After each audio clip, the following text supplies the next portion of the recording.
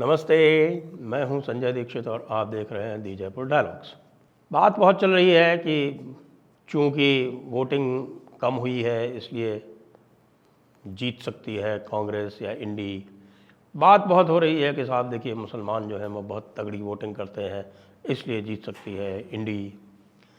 लेकिन मैं आपके सामने कुछ तथ्य रखना चाहता हूँ और वो तथ्य मुस्लिम वोटिंग से भी संबंधित है और मुस्लिम रिप्रेजेंटेशन से भी संबंधित है। और मैं आपको ये बताना चाहता हूँ कि आज तक एक भी चुनाव ऐसा नहीं है जिसमें मुसलमानों की वजह से कोई पार्टी जीती हो।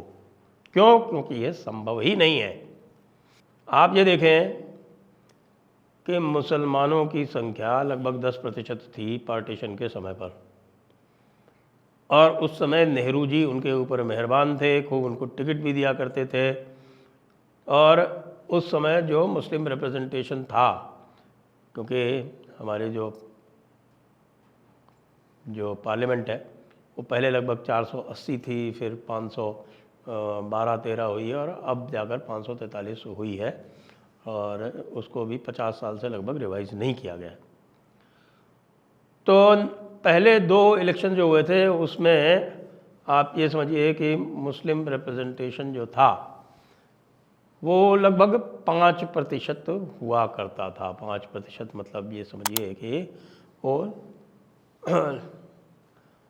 500 सीटों में 5% आप निकालें तो 25 के ऊपर होता था, 25, 26, 27 ये होता था, लेकिन सीटें भी उस समय कम थीं। आज तक का हाईएस्ट रिप्रेजेंटेशन मुसलमानों का 543 सीटें थी जब, तब 1980 में हुआ 49। उसके बाद फिर वो धीरे धीरे कम होता रहा और 2014 के इलेक्शन में वो अपने ऑल टाइम लो पर पहुंच गया और वो था 22। और आप ये जानिए कि जो सबसे अधिक पॉपुलेशन है एब्सोल्यूट टर्म्स में भी ले लें, प्रतिशत के टर्म्स में भी ले लें, तो वो उत्तर प्रदेश में है लगभग 20% मुसलमानों की, और आपके पश्चिम बंगाल में है जो लगभग 30% है, और उत्तर प्रदेश से एक भी मुसलमान जो था वो इलेक्ट नहीं हुआ था। इसके पीछे कारण क्या है? इसके पीछे कारण सीधा सीधा स्पष्ट है कि मुसलमान जो है वो अकेले दम पर जिताने की क्षमता बहुत कम स्थानों पर रखता है। जिन सीटों को मुस्लिम बाहुल्य सीट कहा जाता है उसको डिफाइन नहीं किया जाता, क्योंकि क्या है मुस्लिम बाहुल्य सीट जो है, आपको बताऊं मैं। मुस्लिम बाहुल्य सीट जैसे उत्तर प्रदेश का उदाहरण ले लें, उत्तर प्रदेश में कुल जमा 9 सीट्स ऐसी हैं जहां पर 30% से अधिक मुस्लिम पॉपुलेशन है। केवल 30, केवल 9, और 9 में से 8 जो हैं वो पश्चिमी उत्तर प्रदेश में है, और एक ईस्ट ऑफ लखनऊ केवल एक है, उसका नाम है बहराइच। बहराइच रिजर्व सीट है और इसमें से एक नगीना रिजर्व सीट है। तो इन 2 पर तो वो वैसे भी इलेक्ट नहीं हो सकते, और बाकी 7 में भी यदि आप उठाकर देखें पिछला पूरा इतिहास, तो केवल एक सीट ऐसी है जहाँ पर कंसिस्टेंटली जीते हैं, वो है संभल। मुरादाबाद भी हार चुके हैं, रामपुर भी हार चुके हैं, और सहारनपुर भी हार चुके हैं, मुजफ्फरनगर, कैराना सब हार चुके हैं। ऐसा क्यों होता है? क्योंकि जो मुस्लिम इलेक्टोरेट है वो जहाँ भी मुसलमान कहीं कॉन्सेंट्रेशन में होते हैं तो वो पूरी तरह से बंधुआ हो जाते हैं अपने मुल्ला मौलानाओं के, और फिर उन्हीं की भाषा, उन्हीं के फतवे, उन्हीं के निर्देश, उन्हीं के कमांडमेंट, उन्हीं के आधार पर वो जब चलने लगते हैं तो फिर उनका पूरी तरह से कटान हो जाता है। जो जनता के मूल मुद्दे होते हैं उनसे वो जाते हैं कट, और जब जनता के मूल मुद्दों से कट जाते हैं तो फिर और जनता जो है वो यदि मुसलमान होता है रिप्रेजेंटेटिव तो उसको वोट देने नहीं आती है। इस वर्ष का यदि उदाहरण दें तो उत्तर प्रदेश की 63 सीटें, बल्कि 62 सीटें, एक सीट इन्होंने टीएमसी के लिए भी छोड़ी है ना, तो अब वो टीएमसी भी वैसे गई कोटे से इन्हीं के है, हमारे टीपू जी के, तो वो 63 सीटें इंक्लूडिंग टीएमसी और 17 सीटें हैं हमारे भाई लोगों के पास, यानी कांग्रेस के पास। कांग्रेस ने 17 में से 2 सीटें दी हैं। मैं भी राहुल गांधी को पूछना चाहता हूँ कि भाई तुम सबकी संख्या बताते हो और ये बताते हो कि जिसकी जितनी आबादी उतना उसका हक, तो भाई 17 में से आप कम से कम 4 सीटें तो दे देते। 17 के हिसाब से 20% में तो भाई 4 सीटें बनती थी, 4 सीटें क्यों नहीं दी मुसलमानों को? खैर वो गप्पे मारने की और बेवकूफ़ बनाने की बातें अलग है।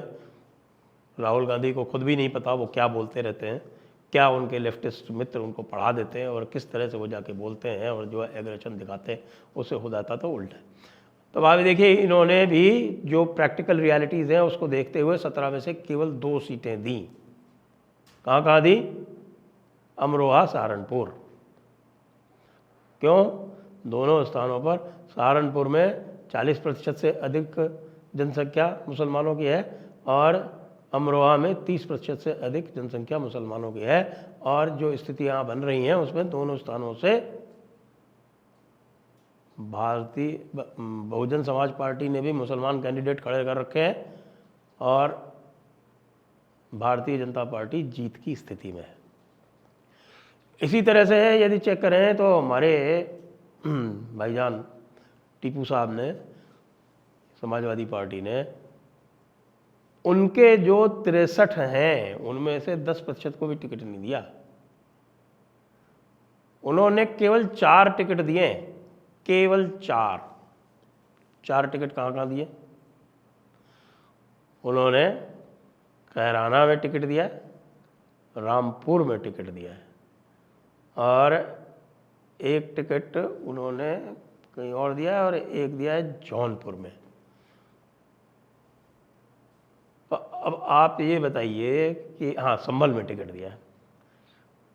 तो रामपुर, संभल, कैराना, और ये तीनों जो हैं वो 30-30, 40-40% से अधिक वाले जो मुस्लिम क्लस्टर्स हैं वो हैं, बल्कि आपका संभल तो 55% वाला है। यहाँ से इन्होंने दिए हैं, और एक टिकट इन्होंने अफजाल अंसारी को दिया है जौनपुर में, और जौनपुर में उसको इसलिए दिया है कि उससे पूरे पूर्वांचल में असर पड़ सके, क्योंकि ये भी एक आप रियलिटी मानिए कि मुसलमान जो है वो अपने गुंडे से बहुत अधिक प्रभावित होता है। जितने भी इनके बड़े बड़े हीरोज़ हैं सब गुंडे हैं, आप इतिहास उठा के देख लीजिए पहले दिन से।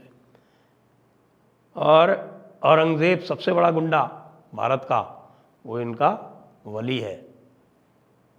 तो वहाँ का जो सबसे बड़ा गुंडा मुख्तार, वो इनका बड़ा भाई, भाईजान ही नहीं, बिल्कुल रहमतुल्लाह अलैह, वो वाली स्थिति में। तो इसलिए अफजाल अंसारी को टिकट दिया है गाज़ीपुर से, और गाज़ीपुर में यद्यपि जो मुसलमान जनसंख्या है वो 20% भी नहीं है। पूरे भारत की यदि आप स्थिति देखें तो ये जो इसको कहते हैं ना मुस्लिम बाहुल्य, ये खुद ही नहीं डिफाइन कर पाते कि मुस्लिम बाहुल्य सीट होती क्या है। कुल जमा 80 सीट है जहाँ पर मुसलमानों की संख्या 30% से अधिक है, 20% से अधिक है, 20% से। इनमें से करीब 40 सीटें जो हैं जहाँ पर 30% से अधिक है, और 40 सीटें ऐसी हैं जिसमें 20 से 30% तक है। और इनमें से अधिकतम सीटें कहाँ हैं? आप देखिए, सबसे अधिक 9 सीटें उत्तर प्रदेश में हैं, 9 सीटें ही पश्चिम बंगाल में हैं, 4 सीटें केरला में है, 5 सीटें असम में हैं, और उसके बाद इक्की दुक्की कहीं कहीं जैसे तेलंगाना में 2 हैं। इस तरह से कुछ सीटें आ जाती हैं। तो इन सारी सीटों के होते हुए, अच्छा 10 से 20% वाली भी लगभग 150 सीटें, तो 80 और 150 आप समझ लीजिए कि 225 से अधिक सीटें हैं जहाँ पर 10% से अधिक मुसलमान हैं। और उनमें से लगभग 80 सीटें ऐसी हैं जहां पर 20% से अधिक है और 40 सीटें ऐसी हैं जहां पर 30% से अधिक है और करीब 10 सीटें ऐसी हैं जहाँ पे 50% से अधिक भी है।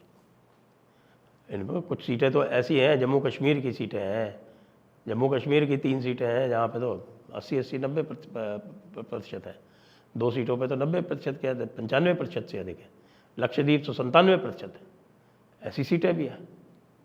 इन सबको होते हुए भी इतना कम क्यों है?